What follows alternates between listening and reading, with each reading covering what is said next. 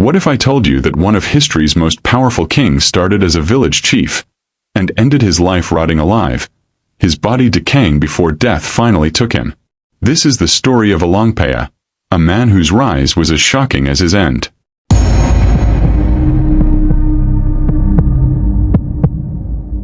In the early 18th century, Burma was falling apart. The great Taungoo dynasty had collapsed, and the land was broken into rival states. Foreign invaders pressed in. Chaos ruled. But in a small village called Muksobo, a man named Alaungpaya refused to bow. He was no prince, no noble, just a village chief.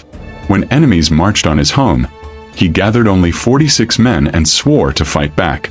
Against impossible odds, he won. That one victory lit a fire. Villages rallied to his side, his army grew, and soon he wasn't just defending, he was conquering. By 1752, he had taken the royal title Alaungpaya, meaning the victorious one. One by one, he crushed his rivals.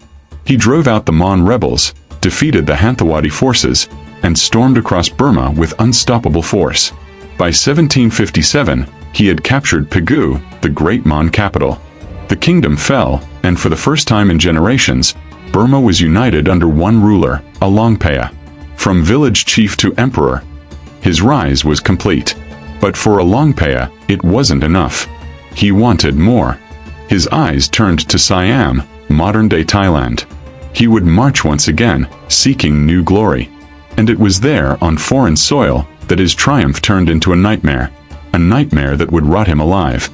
Modern-day Thailand. To him, conquering Siam would cement his place as the greatest ruler in Burmese history. And so, in 1760, he led a massive campaign, marching his armies deep into Siamese territory. At first, it seemed like every other conquest. Villages fell. His forces advanced closer and closer to the capital, Ayutthaya. Soldiers whispered that no kingdom could stand against Alaungpaya. But then, the story took a terrifying turn. On the march, Alaungpaya fell violently ill.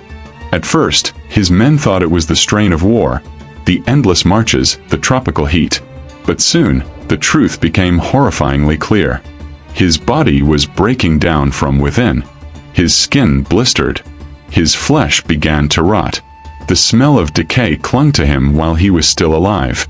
Witnesses said it was as if death itself had claimed him before his final breath.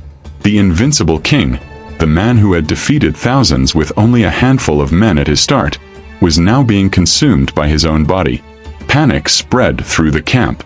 Some soldiers could not even stand near him. His once loyal army faltered. The dream of conquering Siam collapsed overnight. Alaungpaya ordered a retreat. His men carried him back toward Burma, but the journey was long, and every mile dragged him closer to the grave. By May of 1760, he could go no further. There, at the edge of his homeland, the great conqueror of Burma took his last breath. Alaungpaya, the founder of the Konbaung dynasty, the unifier of a fractured land, died in unimaginable agony, his body rotting alive. His death shocked his people, but his dynasty lived on through his sons, ruling Burma for nearly a century more. Yet the memory of Alaungpaya is forever marked by his rise from nothing, and his horrific end that remains one of the most disturbing in history.